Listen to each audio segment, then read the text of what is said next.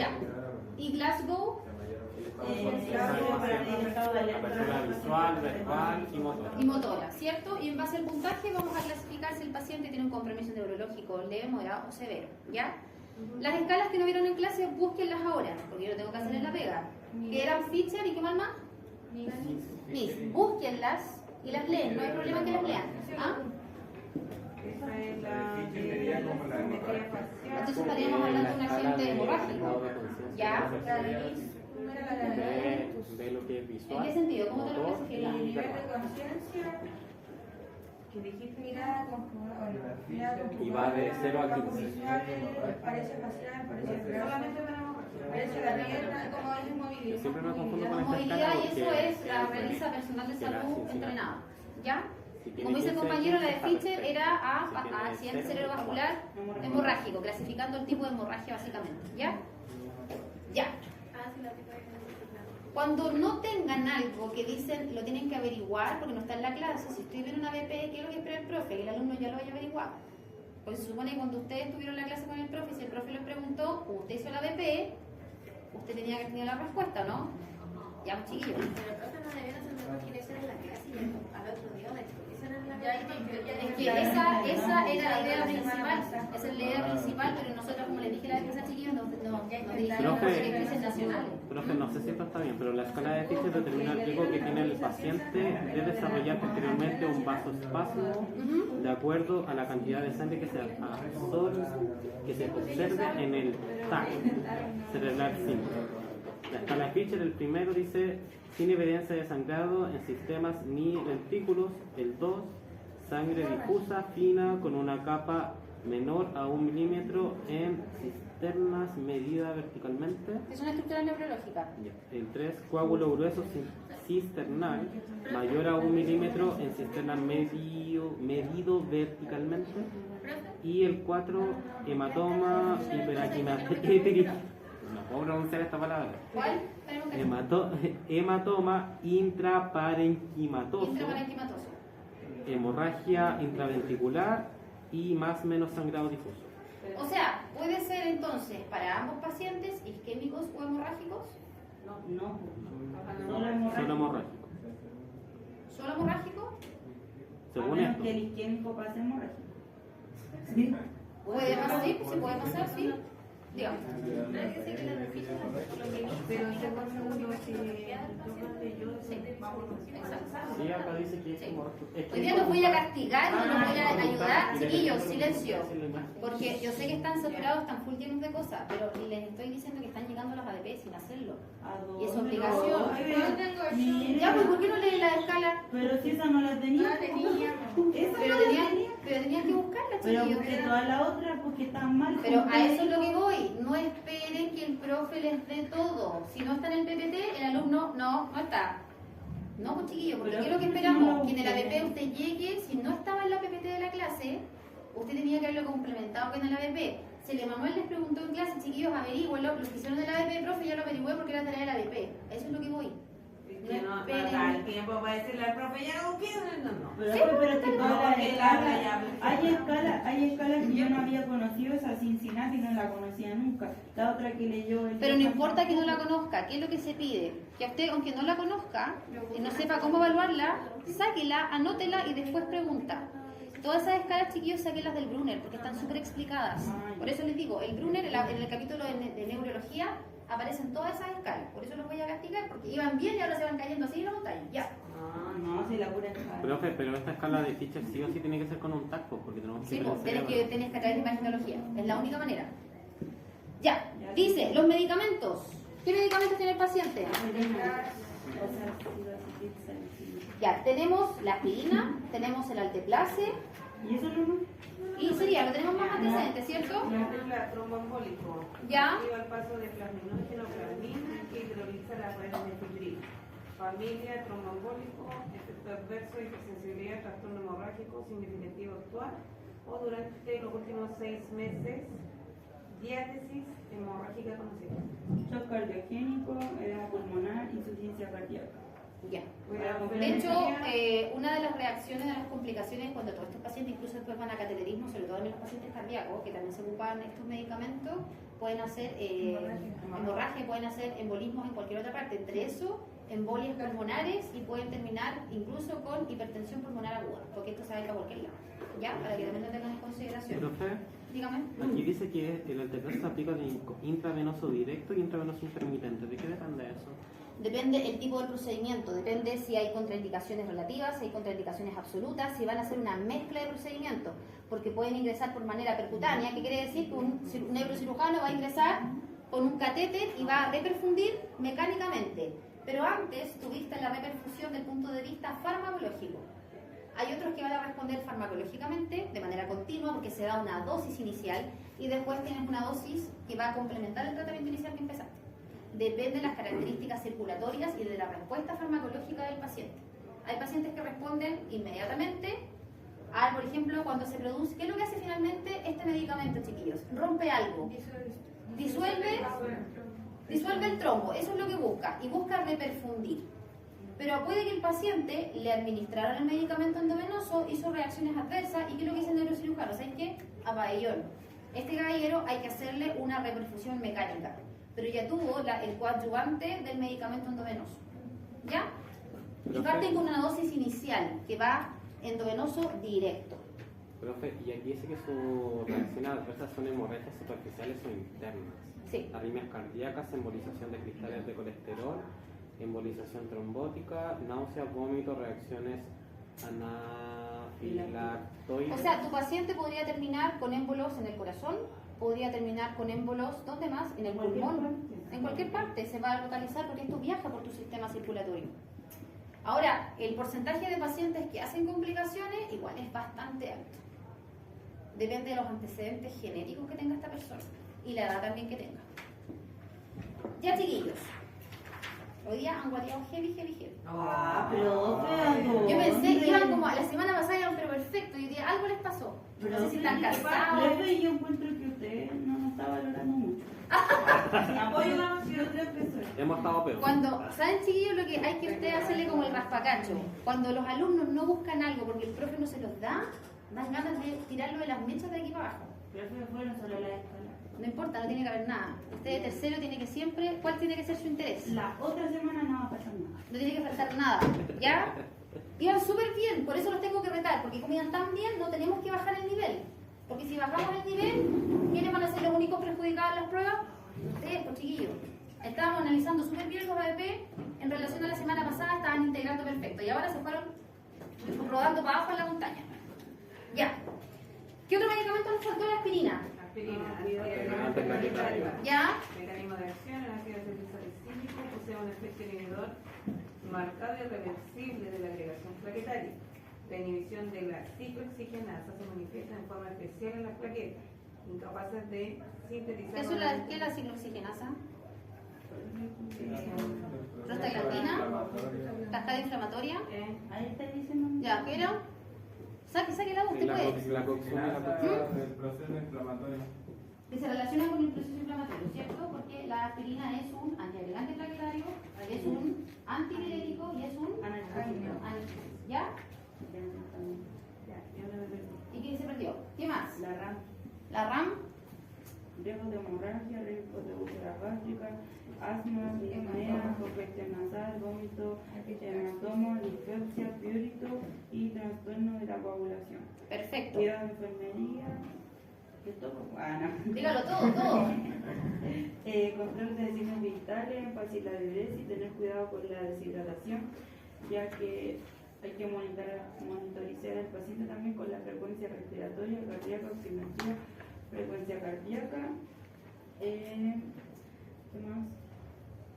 Por la RAM, ya que decía que uno de los efectos colaterales era el asma y la congestión nasal, eso también nos puede afectar. Acuérdense que los medicamentos van a receptores farmacológicos, ¿cierto? Y en algunos receptores farmacológicos uno consigue el efecto que desea, pero por otro lado protege una parte y por otro lado, por ejemplo, en el caso de la aspirina, va a desproteger la mucosa gástrica porque afecta la secreción de estos ácidos y vas a exponer esta mucosa y vas a estar expuesto a úlceras.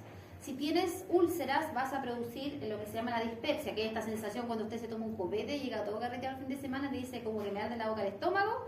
Esa es la famosa dispepsia, cuando tiene esa sensación de acidez, ¿ya? Que es parte de las reacciones adversas de este tipo de medicamentos de todos los AINES, Bueno, ¿ya? y poner ojo en las deposiciones, la dureza y por si hay algún sangrado y educar al ¿Las paciente. deposiciones de qué color las tendrías que ver? Depende, pues si fue una hemorragia digestiva baja antigua, puede salir melena, y si no, sería una deposición ¿Antigua?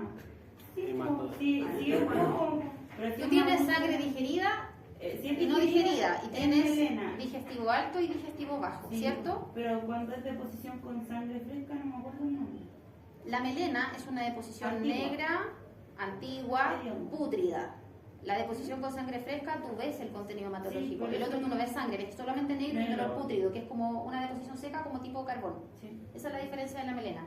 Y ahí se empieza a estudiar, y aquí lo que hace el No, pero médico el nombre empieza a estudiar por técnico- arriba o por abajo, colonoscopía o endoscopía. Dicen, el nombre técnico no me acuerdo. ¿De qué? De la De las deposiciones con sangre fresca. Búsquenlo.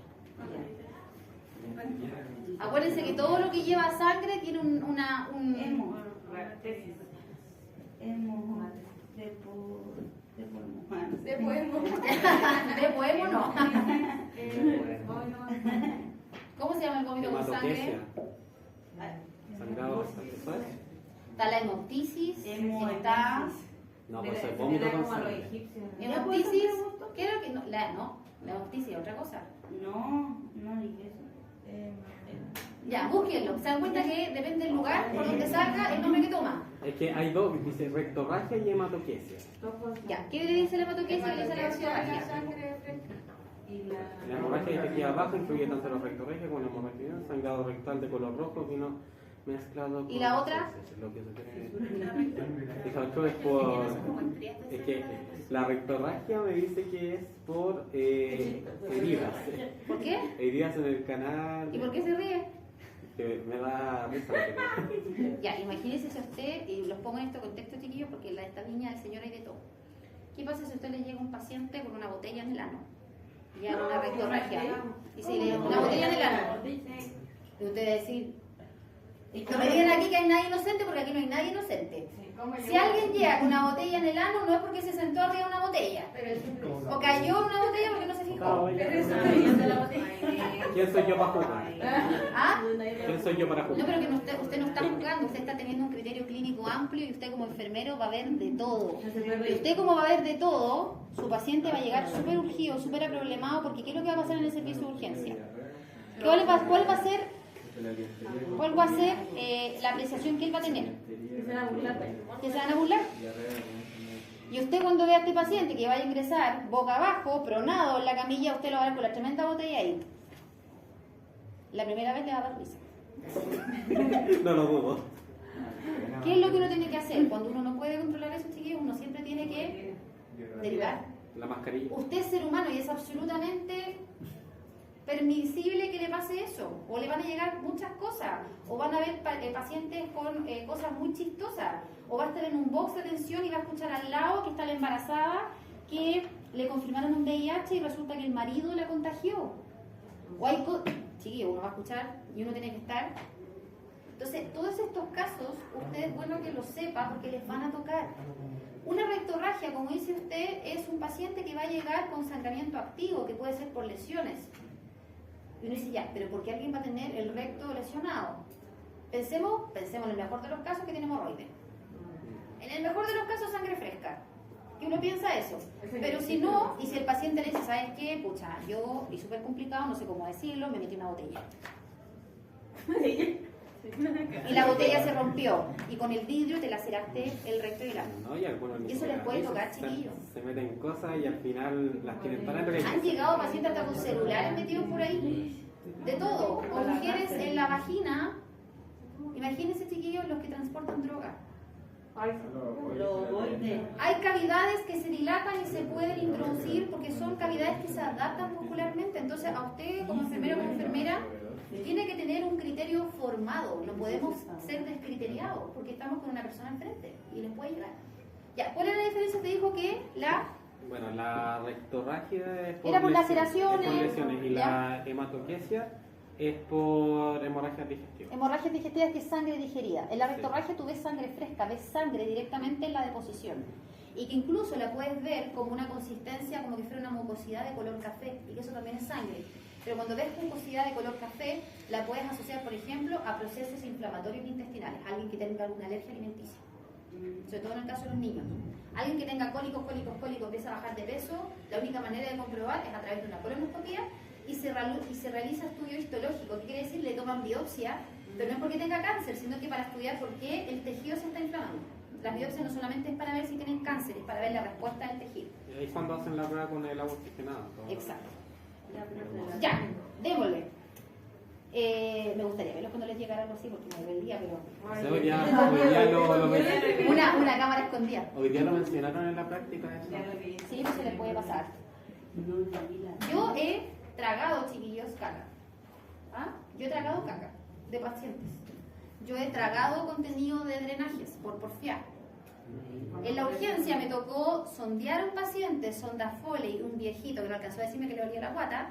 Yo sin antiparra, yo sin mascarilla, con la boca abierta, porque no sé qué pasa. Yo me concentro con la boca abierta y pongo la lengua. Tengo una mala costumbre. Entonces estaba súper concentrada entre medio de las piernas del caballero, poniendo todo esto, y el caballero yo lo introducí en la sonda y todo, y el caballero le olía el estómago y relaja esfínter, líquido, agua, y yo estaba con la boca abierta. Y yo tragué del paciente. De hecho, así como que me acuerdo que casi como que me enjuagué con cloro, porque de hecho me dijeron y me advirtieron, yo era alumna, no hice caso, estaba ahí agachado, de lo súper concentrado poniendo la sonda, y a este caballero le pasa el accidente, el caballero súper complicado, señorita, mis disculpas, perdón, y fue una deposición explosiva, el caballero estaba aparte lleno de meteorismo, estaba lleno de gases, y él pensó que era solamente un gas, que aparte que me dejó peinar, yo tragué deposiciones. O cuando medía drenajes, ¿qué es lo que le dicen a uno? Clipelo para que no se devuelva, y al minuto de contabilizar el contenido del débito del drenaje, hágalo suavemente, porque si lo hace fuerte, ¿y qué uno está haciendo? Agachar. Y tú tragas, y eso no te puede pasar, porque eso es, no tomaste las precauciones. Y si eso tiene sangre, eso es un fluido de alto riesgo. Entonces, esas cosas, chiquillos, ojalá que nunca les pasen, pero pueden pasar. Ya. Ya, chiquillos, dice, como enfermero a cargo del paciente debe coordinar el alta. ¿Qué unidades educativas y metodologías incluiría? Pensando que su paciente quedó secuelado. Su paciente, por ejemplo, no puede hablar. Su paciente tiene problemas de deglución y quedó con una hemiparesia y quedó con desviación de comisura labial. ¿Qué? Este paciente se va de alta del hospital. El paciente está inscrito en el CESFAM, en el caso de esta señora. ¿Hacia dónde lo derivamos? ¿Lo derivamos a fonoaudiología o ya por el GES está derivado a fonoaudiología?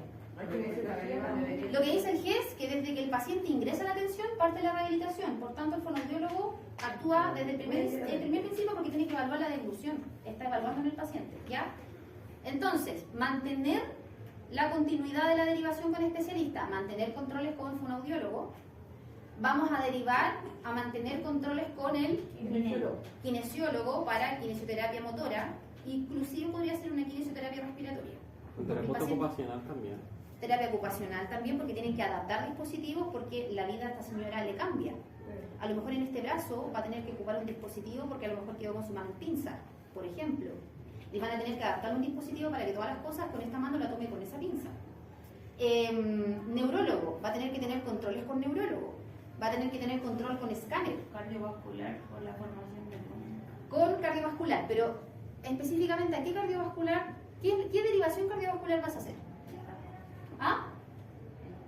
Levante su voz, dígale. Anticoagulante. Va a quedar con anticoagulante este caballero, esta señora, ¿cierto? Sí. Y puede que la dejen 6 meses o puede que la dejen de por vida. Entonces usted la va a dejar con el carnecito de citación al policlínico de Taco, de terapia de coagulación oral. Para usted, señora Juanita, todos los días del mes va a venir este día, se le va a tomar un examen que es el INR y en base a ese medicamento, en base a ese valor, se le va a indicar la dosis de anticoagulante, ¿cierto? Sí. Lo más probable es que esta señora quede con interconsulta con cardiología, que van a quedar en los centros de referencia diagnóstica adosadas al hospital. Esta señora va a tener que volver al CESFAM. Esta señora, como va a tener dificultad a lo mejor en el movimiento, en su brazo, problemas de comunicación, esta señora puede ser ingresada al programa de dependencia severa. ¿Podría ser ingresada al programa de dependencia severa? ¿Y qué escala aplican ustedes ahí?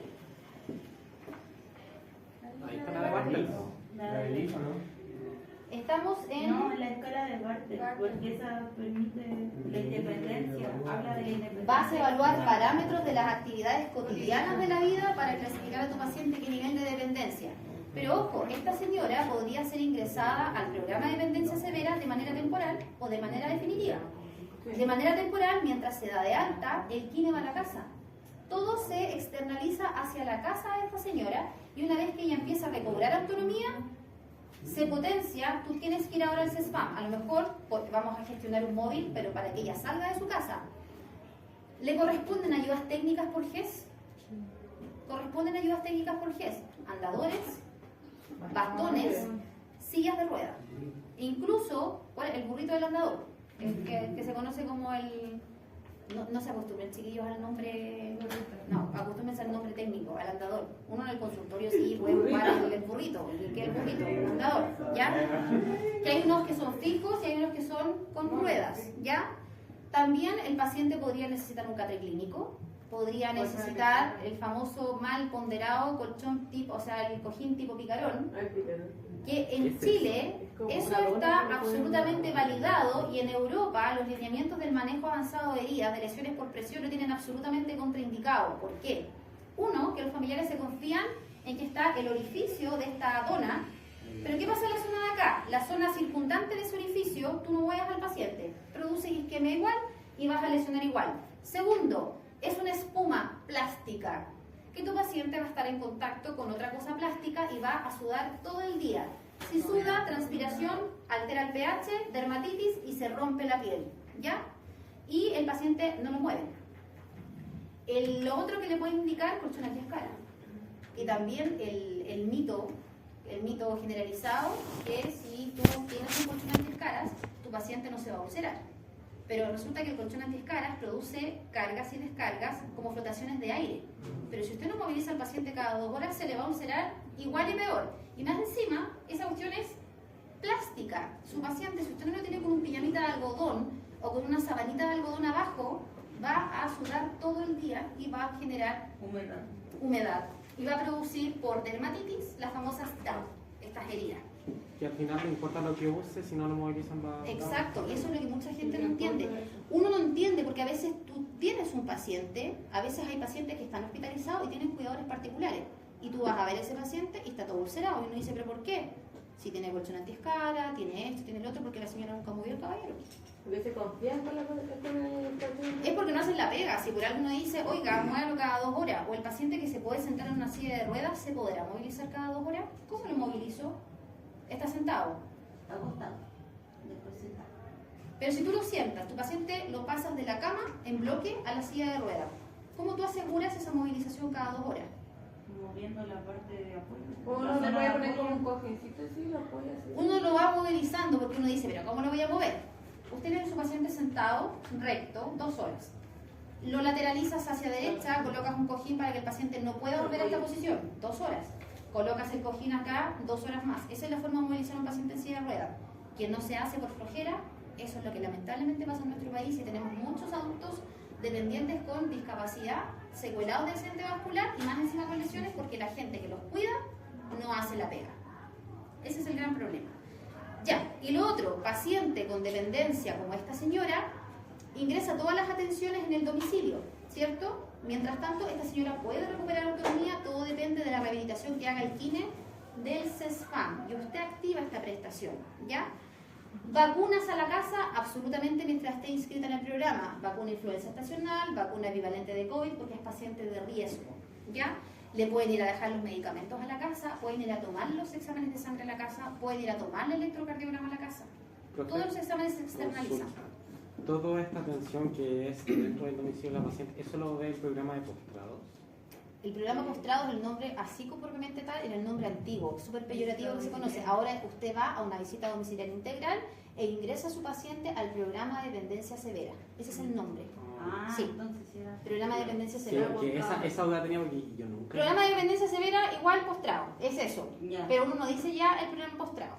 ¿Quién te va a decir el nombre postrado? La gente que venga a pedir la prestación, familiares del paciente. Y ahí uno tiene que educar y tiene que decir, Por respeto, ya no, ese nombre no existe, se llama programa de dependencia severa, donde le damos Ahí las me surgía la herramientas. duda porque yo trabajé en el programa de postrados y hacían todo lo que usted acaba de decir. Sí. Ellos lo hacían, entonces dije, pues, ¿cuál es ese programa? Incluso va psicólogo a la casa, va nutricionista a la casa en casos especiales también. Y en los consultorios que son más pro, en los SFAM, van con estas pesas que pesan a los pacientes con discapacidad neurológica como que fueran unos montacargas, que son así como los super, hiper pro. Todos los SFAM deberían tenerlo. ¿Por qué no los tienen? Ustedes cuando ya empiezan a trabajar full como enfermeros se van a dar cuenta que esto es solamente, chiquillos, mala gestión. Las lucas están, pero se van para cualquier lado. Están mal gestionadas, no es que la gente se las robe, no estoy diciendo eso, sino que se van hacia otros programas y no van a las prioridades en las cuales fueron destinadas. Un enfermero, una enfermera que conozca la prestación, que conozca cuánto es lo que se paga per cápita y cuáles son los beneficios que el paciente accede, usted vela para que eso su paciente se cumpla, porque usted conoce la ley. Por eso nosotros somos tan majaderos con el tema del GES. ¿Y por qué el GES? ¿Y por qué ese? Si ustedes me preguntan, soy súper honesta, chiquillos, yo el GES no tengo idea, no me acuerdo. Pero sí a la cabeza, lo primero que se me viene son los flujogramas. Medicamentos, tiempos de acceso, porque si el paciente no se lo va a preguntar al médico, ¿a quién se lo va a preguntar? A ustedes. A los chiquillos, los TENS también, porque son los que manejamos las directrices. Cosas más específicas, ni la ministra de Salud se las sabe. Pero por eso existen guías que cada cierto tiempo se van actualizando y nosotros podemos consultar frente a la duda. Y por eso el GES lo sigue de aquí hasta el examen de título.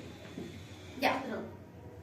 ¿Cuál? Dice, identifique el modelo de necesidades humana de Néstor Pisa. ¿Qué necesidades están alteradas, satisfechas? La biológica. Ya, de las biológicas, ¿qué podemos decir? Circulación, respiración. Digestivo. Ya, pero ¿qué está bien? ¿Satisfecho, alterado? Alterado. ¿Qué está alterado? Circulación. ¿Por qué? Tienen que justificarlo, acuérdense, chiquillos. Ya, pero ¿por qué está alterado? Tú dices que hay un daño morfoestructural. Pero ¿cuál es el daño morfoestructural? Hay un daño en la arteria. La señora de base es hipertensa y es diabética. Hay daño circulatorio ya basal. Lo podemos compensar, ¿cierto? Y aparte sumamos este daño agudo que es el accidente cerebrovascular isquémico.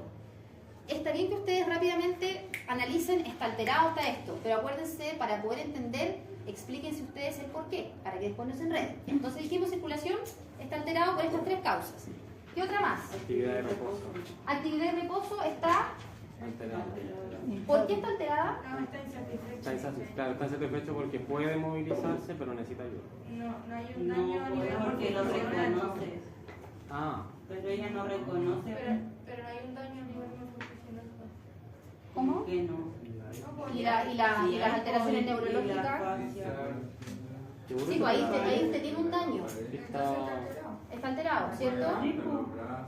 ¿Está alterado o está insatisfecho? No alterado. Hay un daño, como usted dijo, estructural. Hay una consecuencia neurológica de base, que tú vas a ayudar a tu paciente a recuperar la autonomía, pero vas a compensarla, no la vas a volver a la normalidad. Hay un daño crónico. Salvo que tu paciente recupere completamente su autonomía, pero esta señora ya quedó secuelada, ya quedó con este daño. Se va a compensar. ¿Ya? ¿Qué más?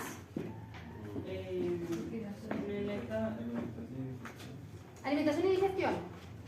También. Está alterado. ¿Está alterado o está insatisfecho? Alterado. ¿Por qué está alterado? ¿En alguna parte dice que tiene problemas para deglutir? Si le cuesta hablar, ¿cómo no le va a costar comer? Que más Son dos fácil. cosas distintas. Sí, Son dos cosas distintas. Pero igual. En el caso clínico aparece que esta señora de 59 años queda con un daño al deglutir. Sabemos, no tenemos el dato.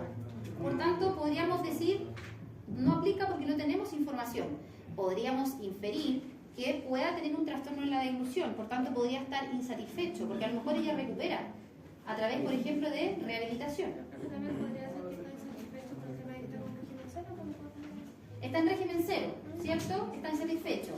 Si usted baja más a largo plazo, podría decir está alterado cuando ya queda un daño estructural. Esta señora, por ejemplo, va a quedar o con una gastrostomía o con una sonda nasogástrica que se va a alimentar con papillas a permanencia, porque nunca va a recuperar la deglución. ¿Se entiende la diferencia? Ya. Exacto, dice respiración. ¿Está?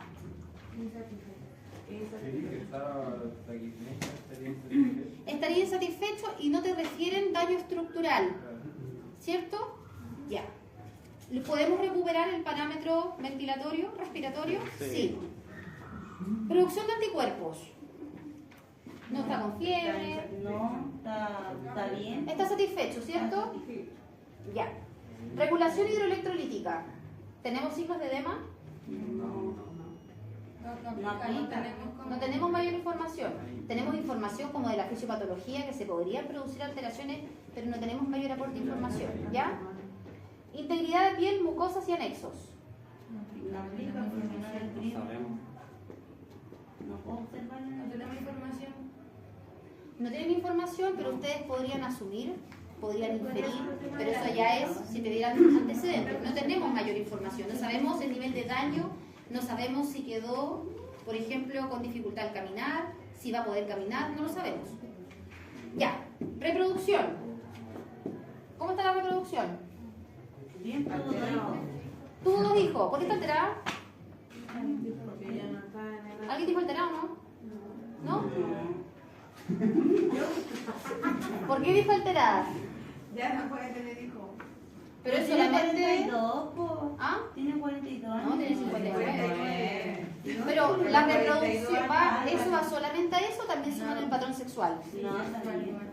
No sabemos si va a quedar celular, de alguna manera podemos decir que está satisfecho porque fue madre de 2 hijos. Más adelante se podrá ver si hay alguna alteración que haya que ayudar a esta señora porque no sabemos cómo va a quedar.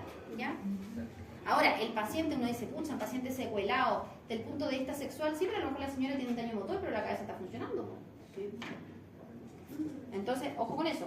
Psicológicos, afecto. Autoestimación. ¿Afecto sabemos algo? No. No. ¿Autoestima? Sí.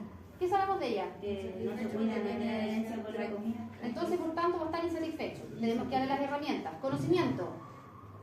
Insatisfecho. Está obesa. Ah, sí. Está obesa, pues, chiquillo. Tiene poca Ella atención. es súper responsable con los medicamentos, pero alguien no le dijo que esto es un tratamiento a la par. Alimentos y fármacos. Cambio de estilos de vida. Por tanto, está... Profe, dudo que no sepa si la persona que corta sabe que... Yo sé que es porque como mal, pues, o sea, no le va a No echar la todos culpa al saben. aire. Yo he tenido muchos pacientes que son súper metódicos con los medicamentos, pero nunca les dijeron que el peso tenía relación con la complicación de la patología. No, pero igual, pues si tiene obesidad, sabe que es porque se alimenta mal. Es O que sea, tampoco Pero es que sabríamos no, porque porque hay... no estás asociando la complicación de la patología y no estás asociando el accidente vascular a tu obesidad. Porque nadie le dijo. Hay que ya. No, y tampoco sabemos porque también puede sufrir alguna patología que Exacto. favorezca el aumento de peso. Pero en este caso esto está insatisfecho. Hay que darle herramientas, hay que ayudarla para potenciar una dieta que esté acorde a las necesidades para no ir perjudicando más las patologías crónicas que ya tiene de base. Egoísmo sano, ¿sabemos algo de eso? No tenemos mayor información. Comunicación. Comunicación, accidente vascular. ¿Insatisfecho o alterado? Vamos a colocar solamente insatisfecho porque no sabemos Sí, se va a mejorar. si va a tener alguna recuperación o si quedó con algún problema en el lenguaje. Tiene razón, no me hagan caso, me curé con agua. ¿Por qué? ¿Qué pasó? Ya. Porque alterado solamente. Comunicación entonces, insatisfecho. ¿O no sabemos? ¿Qué cosa? O sea, podríamos deducir por como lo que está presentando. Está presentando una hiperparesia. Y todo eso es Y porque salte. quedó con un leve problema. Entonces va a estar insatisfecho. Vamos a darle las herramientas. Afiliación, No sabemos. no sabemos. Estatus, no sabemos. Poder, prestigio, recreación, no tenemos información. ¿Ya? Ya. Profe, ¿cómo eso estatus que no está satisfecho? O sea, ¿Sabemos si tiene trabajo? sí, pues si trabaja en la feria con su hijo y su esposa. Pero por eso le estoy diciendo a ustedes, po. Ustedes me dicen, yo les respondo lo mismo que ustedes me dicen. Entonces está cubierta esa necesidad, ¿cierto? Ahora, ustedes tienen que hacer, ojo, ustedes tienen que hacer un plan de valoración antes y después. Y eso les puede cambiar. Sí, porque después no va a poder, Ya, no pues, ya no tiene va a poder necesidad. trabajar. Exacto, en la medida como ella evoluciona y como queda finalmente, es como vas a estandarizar tu plan de cuidado y qué prioridad le vas a dar. ¿Ya?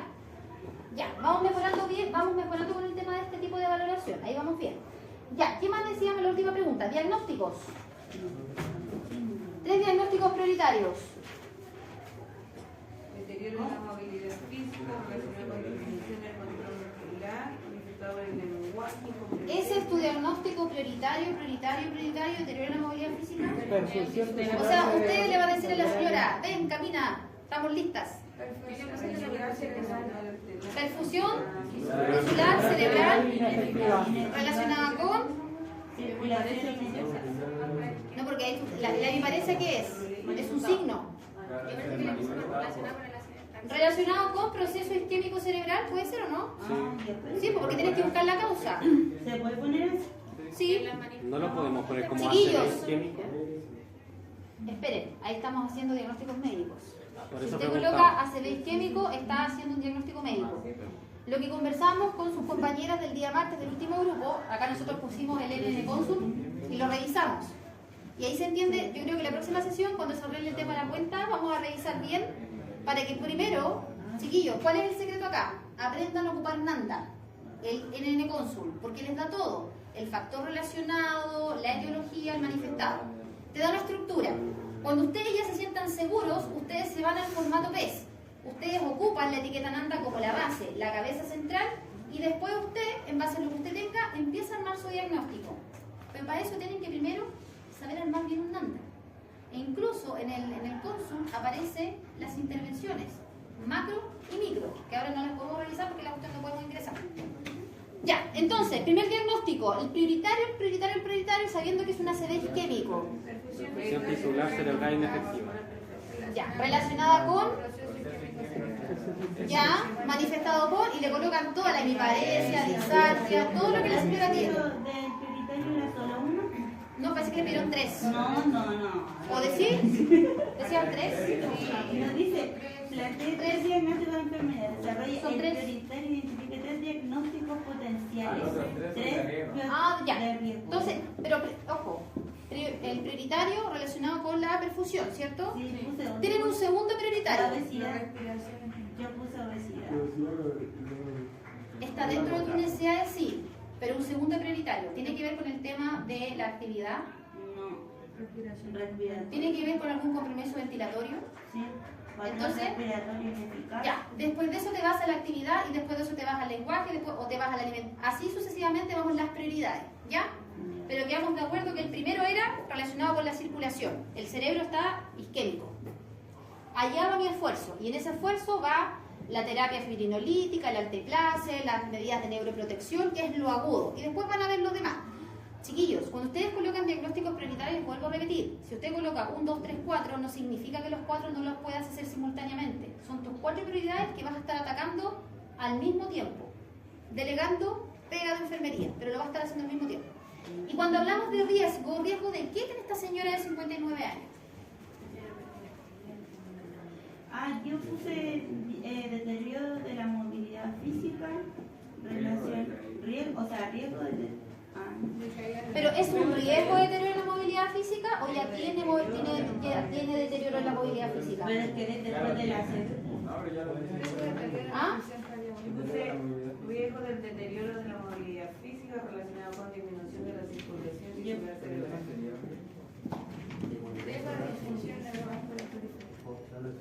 Después puse deterioro de la comunicación verbal. ¿Y qué es la disfunción neurovascular periférica? ¿Cuál es la definición de esa etiqueta? Por eso es importante, les vuelvo a reiterar, por eso es importante, chiquillos, que vean NANDA, porque le aparece la definición de la etiqueta. Por esa definición de causa. Deterioro de la comunicación. No, sí, por eso les digo, por eso solo por esto perdonado. Voy a preguntar qué pasó con eso porque no debería estar por caducar en las cuentas. ¿Ah? La uno pagó. No me sorprende. Deterioro de la comunicación verbal. ¿Qué es más importante, deterioro de la comunicación verbal o deterioro de la función respiratoria? Respiratoria. Tiene un riesgo, ¿cierto? Es una complicación. Entonces, acuérdense que los riesgos potenciales también tienen prioridad. Por tanto, reorienten sus riesgos potenciales. ¿Qué riesgo tenemos? Dice riesgo de deterioro de la función cardiovascular. Estoy ocupando las mismas etiquetas que tienen de ejemplo en clase.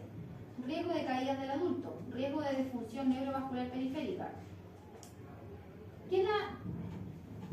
Cuando podamos activar el NANDA, van a buscar las definiciones de cada etiqueta, porque aparece arriba. Y vean qué les calza para un riesgo. Pero ojo, cuidado con esto. porque tienen que fijarse qué es lo que dice el caso clínico y cómo quedó esta señora. Porque aquí te están dando un estándar para todos tus pacientes neurológicos.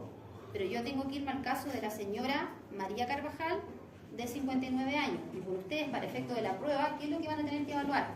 ¿Cuáles son las condiciones finales que quedó esta señora?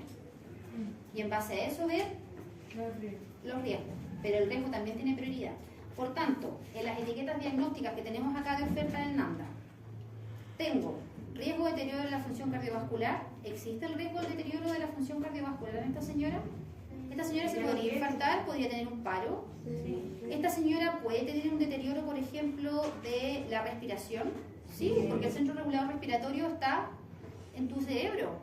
Eso es algo que yo tengo que evitar. Acuérdense que el riesgo potencial es lo que tengo que evitar que se produzca. Esta señora puede tener una parada respiratoria. Además tiene un EVA de 10 y se va a enfocar más en el dolor que respirar también. Pero tiene un EVA 6 de 10. Eso también tú lo puedes enfocar a tu riesgo, ¿ya? Por tanto, vuelvo a reiterar, ¿cuál es mi primer riesgo acá? Vascular. Riesgo de deterioro de la función cardiovascular. Piensa en los antecedentes de esta señora. Ella es hipertensa, es diabética. Ya existe un deterioro de la función cardiovascular. Por tanto, next. Aquí caería, por ejemplo, un riesgo. ¿Tiene una disfunción neurovascular periférica? ¿Tiene un riesgo o ya la tiene? Ya la tiene. La tiene, pues ya cursó el accidente cerebrovascular, ya está la secuela instaurada. Deterioro de la respiración espontánea. La puede llegar a tener. Esa es tu primera complicación, se te va a parar y va a dejar de respirar. Por eso también es tanto el énfasis en aspiración de secreciones, vías permeables. Uno dice, ¿pero para qué? Que no aspire secreciones. Tu paciente se te puede parar también por obstrucción. Y neurológicamente va a dejar de funcionar por compresión, porque no va, y una por compresión si es hemorrágico, y la otra va a dejar de funcionar neurológicamente porque las neuronas que están haciendo la actividad eléctrica se están muriendo. Por tanto, aquí el primer riesgo sería deterioro de la respiración espontánea. Ya no va a estar controlando ella. Yo quiero llegar a eso y voy a evitar que mi paciente deje de respirar autonómicamente, neurológicamente. Ese es mi primer esfuerzo. Después de la respiración espontánea, ¿qué otro riesgo puede venir? Podría ser deterioro, por ejemplo, riesgo de deterioro de la movilidad como segunda prioridad en mi riesgo. Sí. Sí. ¿O podrían tener un riesgo de disfunción hidroelectrolítica? ¿Qué pasa con la bulimia esta señora? ¿Mm? ¿Qué pasa con los niveles de sodio? ¿Qué pasa con los niveles de potasio? O sea, esta señora en estricto rigor estamos... Pero eso ya lo tiene todo alterado, pues creo que sí, hipertenso. Pero por eso le digo. Pero los exámenes y los parámetros en tu minuto para tú evaluar, ¿cómo estaban? ¿Y qué es lo que tú vas a evitar en lo agudo? Que tenga un riesgo de desequilibrio hidroelectrolítico. Por tanto, respiratorio, desequilibrio electrolítico, y de ahí ustedes todo lo que le quieran poner, deterioro de la movilidad, deterioro de la comunicación, riesgo de deterioro, o existe el problema ya de comer. Ya existe. Entonces, eso se dan cuenta, ustedes ya logran discriminar qué es lo prioritario y cuál es el riesgo. ¿Van bien? ¿Ya? No es fácil, chiquillos, yo sé que eso allá sigue estresado, pero vamos bien, por lo menos están llegando bien a las etiquetas de prioridad y de riesgo, y eso ya es un avance súper importante en esta etapa del partido.